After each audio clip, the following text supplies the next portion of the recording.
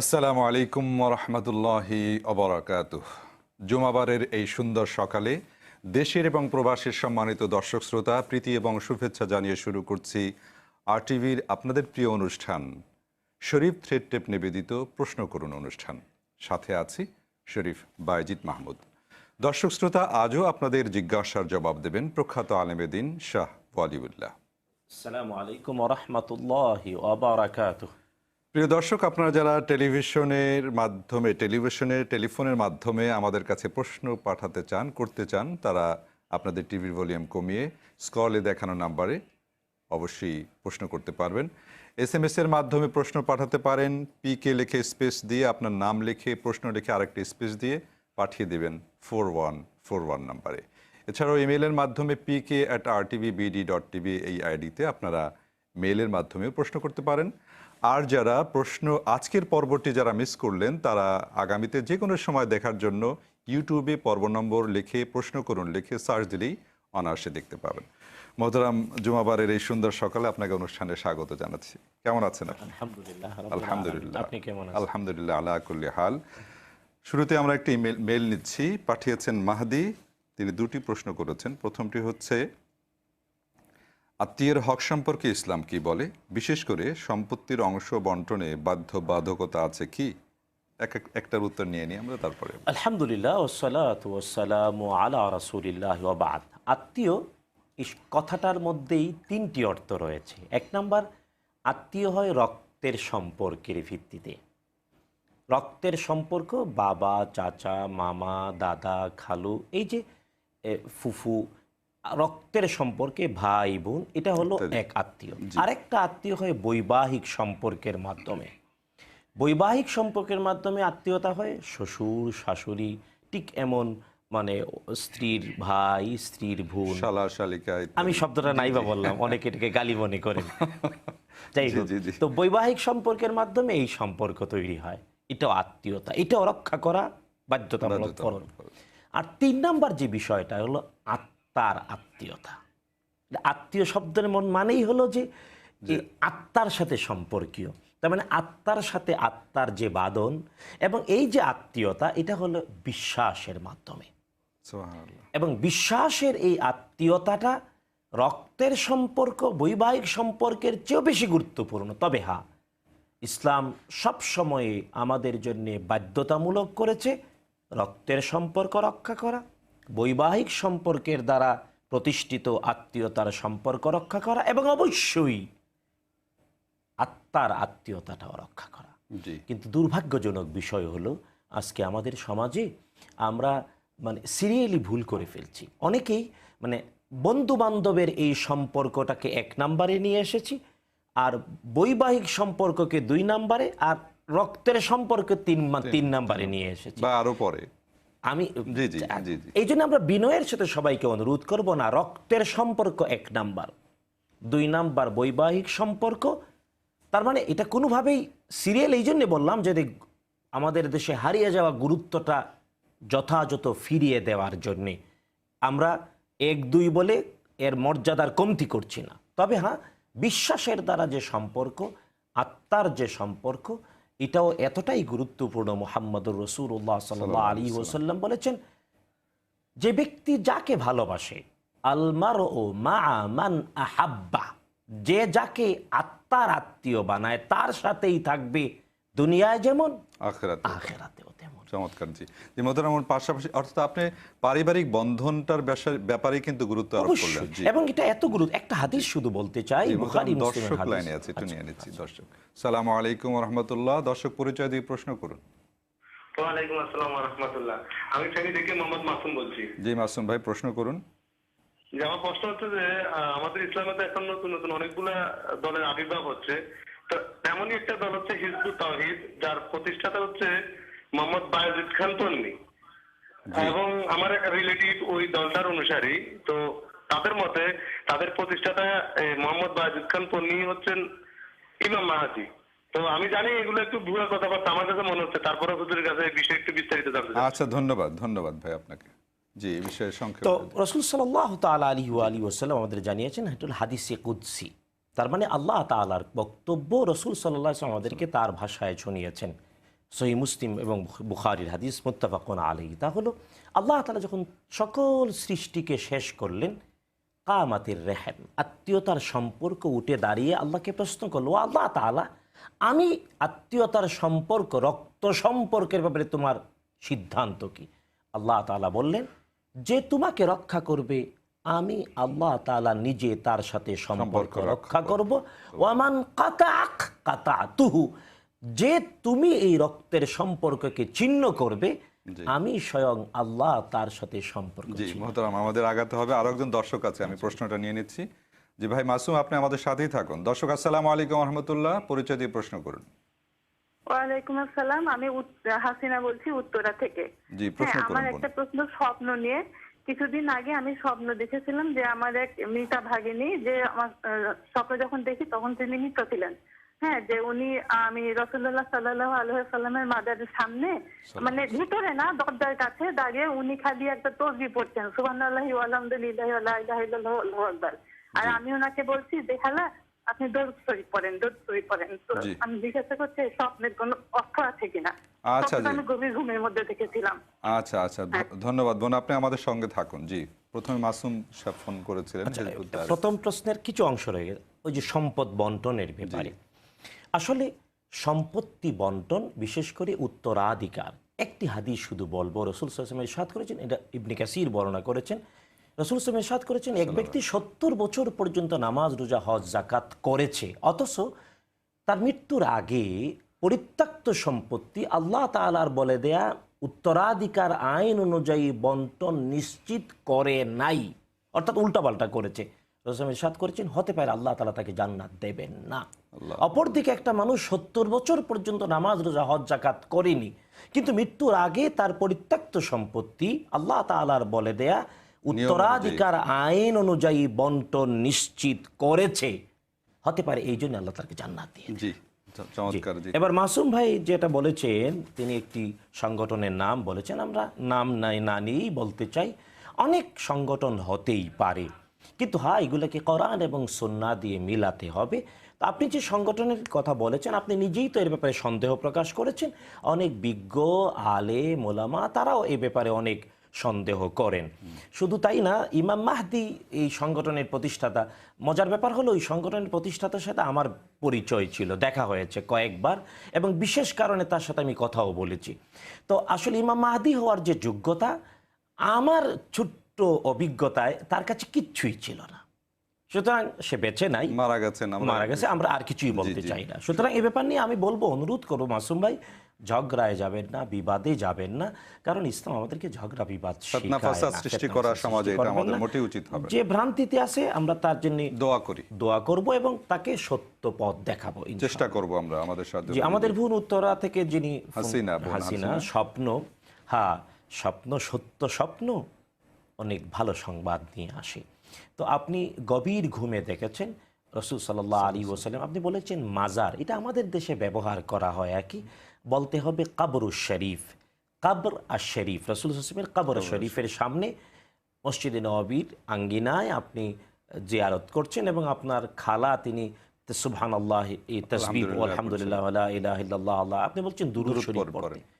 তো আসলে স্বপ্নটা 3 ঘন্টার গভীর ঘুমে আপনি নিজেই বলেছেন দেখেছেন, অর্থাৎ 90 মিনিট করে ঘুমের এক একটা পর্ব, 2টা পর্ব কমপ্লিট হয়ে ঘুমের যখন 3rd পর্ব, অর্থাৎ 3 ঘন্টা পূর্ণ হওয়ার পরে যখন ঘুম শুরু হয়, ওই ঘুমে স্বপ্ন দেখলে তা সত্য অথবা মিথ্যা এই নিয়ে আলোচনা করতে হয়। তো এই জন্য আপনি ধন্যবাদ, আপনি বলেছেন গভীর ঘুমে দেখেছেন। আমি যদ্দূর বুঝতে পেরেছি, আল্লাহু আ'লাম বিসওয়াব, আপনি হজ করেছেন কিনা, যদি না করে থাকেন হয়তো ইনশাআল্লাহ আল্লাহ কবুল করুক, আমরা দোয়া করি। আর একটা জিনিস এই প্রসঙ্গ তো একটু বলি, অনেকে বলে থাকেন যে খারাপ স্বপ্ন দেখলে মানুষের সাথে শেয়ার করতে হয় না, ভালো স্বপ্ন দেখলে করা যেতে পারে। এই বিষয়টা এটা হলো, মানে স্বপ্ন মানুষের সত্তায় প্রভাব ফেলে, মনে এবং মানসিকতায়, এমনকি শরীরে। তাই মন্দটা যখন বেশি ছড়ায় এর প্রভাবটা তত বেশি পড়ে। তাই এটা সত্য, গোপন যে কোনো মন্দ জিনিস, যে কোনো খারাপ জিনিসকে গোপন রাখাটাই ব্যক্তির জন্য, সত্তার জন্য ভালো। শুকরিয়া জাযাকাল্লাহ। আমরা এরপরে আরো একটি বোন মাহাদি, ভাই মাহাদি যে প্রশ্ন করেছেন, ওনার আরেকটি প্রশ্ন ছিল, অবৈধ উপায়ে উপার্জিত অর্থ দিয়ে কি হজ পালন করা যাবে যদি না কোনো বৈধ উপার্জিত সম্পদ থাকে? শুধু একটা হাদিস বলবো, রাসূল সাল্লাল্লাহু আলাইহি ওয়াসাল্লাম ইরশাদ করেছেন, ইযা আরাদাল মারউ হাজ্জান বিনাফাকাতিন খাবিসাতিন, কোন ব্যক্তি যখন খবিস টাকা পয়সা দিয়ে, খবিস বলতে বুঝে নেন অবৈধ সব দিক থেকে, সুদ ঘুষ সব মিলায়, খবিস অর্জন দিয়ে হজ করার ইচ্ছা পোষণ কোনো করে, ভালো কাজ, ওয়াদা হজ, একেবারে হজ, হাদিসটা হলো একেবারে হজের specific, স্পেসিফিক। কোন ব্যক্তি যখন হজের আনুষ্ঠানিকতায় খবিস পয়সা দিয়ে নিজের পা রাখে, ওয়াদা আরিজলাহু ফিল গাজ, হজের আনুষ্ঠানিকতায় পা রেখে দিয়ে ফানাদা লাব্বাইক আল্লাহুম্মা লাব্বাইক, তুতা পাখির মতো বলে লাব্বাইক আল্লাহুম্মা লাব্বাইক তালবিয়া, নাদাহু মুনাদিম মিনাস সামা, আকাশ থেকে একজন ঘোষণাকারী ঘোষণা দিয়ে বলেন লা লাব্বাইকা ওয়ালা সাদাইক, লাব্বাইক মানে হাজির হলাম। জি জি, আকাশের ফেরেশতা ঘোষণা দিয়ে বলেন তোমার হাজিরাও নাই, তোমার জন্য সৌভাগ্যও নাই, কারণ জাদুকা হারাম, তোমার টাকা পয়সা হারাম, ওয়ারাহেলাতুকা হারাম, বাহনটাও হারাম, ওয়াহাজ্জুকা মাদুর গায়রু মাবরুর, তোমার হজ পরিত্যক্ত, পুণ্যময় হওয়ার প্রশ্নই আসে না। আল্লাহু আকবার। আমার মনে হয় এর চেয়ে আর ব্যাখ্যার কিছু নেই, এত সরাসরি ডাইরেক্ট হাদিস। জি, দর্শক শ্রোতা, আপনারা যারা এই মুহূর্তে আমাদের সাথে আরটিভির পর্দায় আছেন, আপনারা নিশ্চয়ই যারা হজ করবেন এই বিষয়টি আমরা সবাই আমলে নেব। আল্লাহ রাব্বুল আলামিন যেন সেই তৌফিক দান করেন। দর্শক যিনি লাইনে আছেন, আপনার পরিচয় দিয়ে প্রশ্ন করুন। সালামু আলাইকুম রহমতুল্লাহ। ওয়ালাইকুম আসসালাম রহমতুল্লাহ।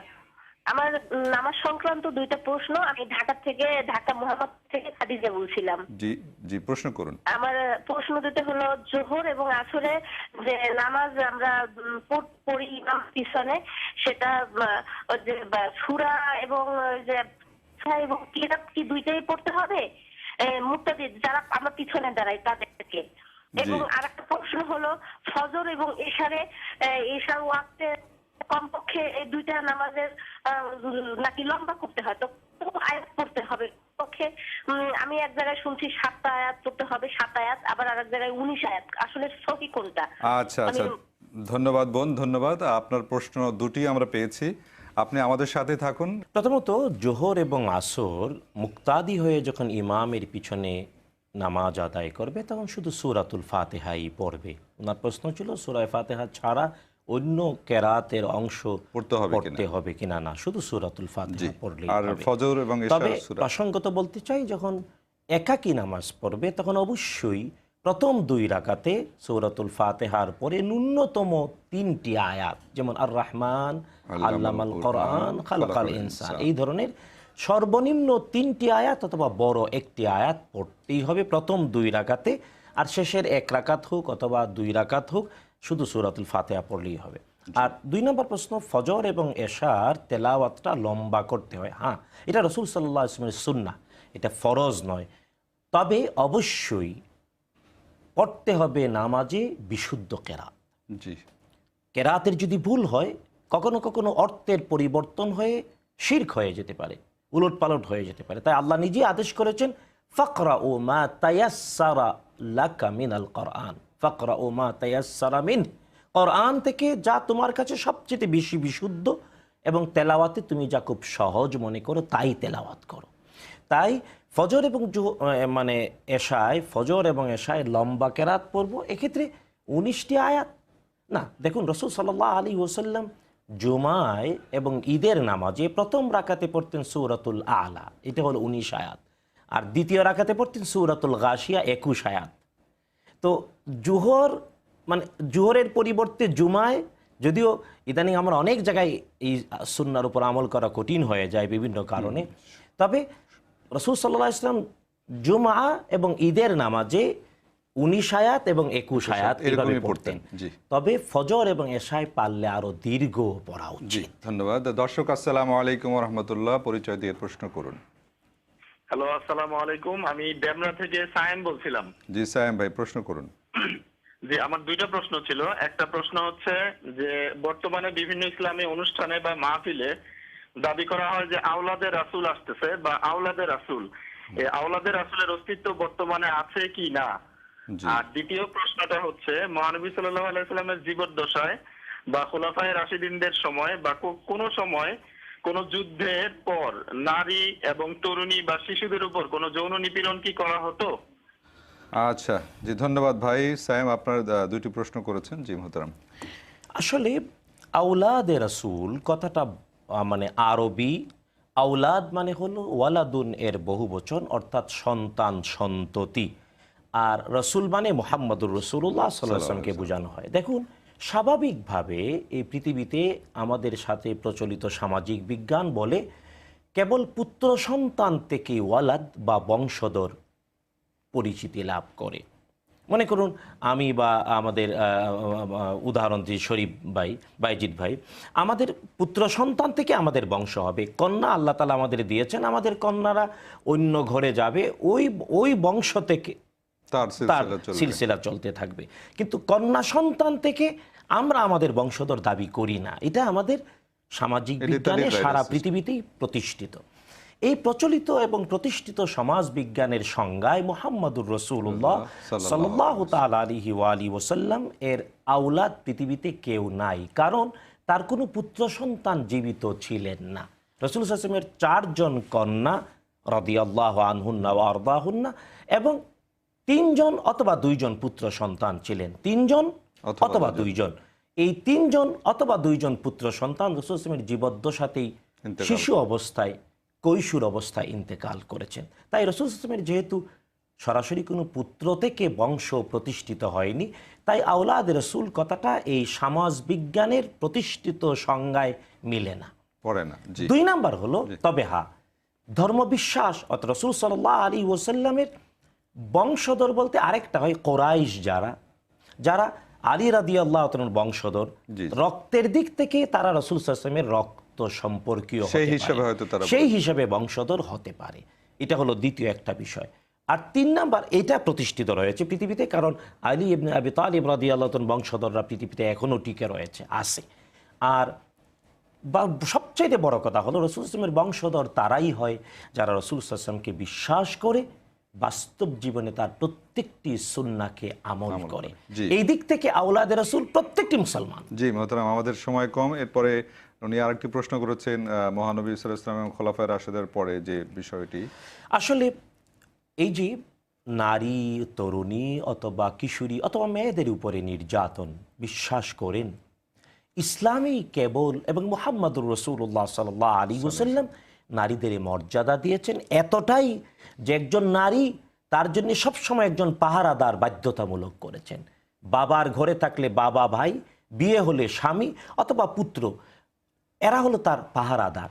আর ইসলাম নারীর এই সম্মান নিশ্চিত করতে গিয়ে কোনো যুদ্ধে অথবা কোন যুদ্ধের পরে অথবা আগে কোথাও নির্যাতন প্রশ্নই আসে না। বন্ধু, ইসলাম যদি এমন কিছু করত, আমাদের যত শত্রুরা রয়েছে, ইসলামের যত সমালোচকরা রয়েছে, তারা কত কিছু করত। কিন্তু আফসোস, ইদানিং ইসলামের নামে অনেকেই এমন উল্টাপাল্টা কিছু করছে, প্রপাগান্ডা, অপপ্রচার করছে, এবং মুসলিম নামধারী কিছু লোকজনও এমন নারীর উপরে অত্যাচার, নির্যাতন, যেমন শোনা যাচ্ছে ইরাক, সিরিয়াতে এমন কিছু নাকি হচ্ছে, এগুলা ইসলামের সাথে কোনো সম্পর্ক নাই এবং যাদের ব্যাপারে বলা হচ্ছে তারা কি ইসলাম সংশ্লিষ্ট কিনা? অবশ্যই না।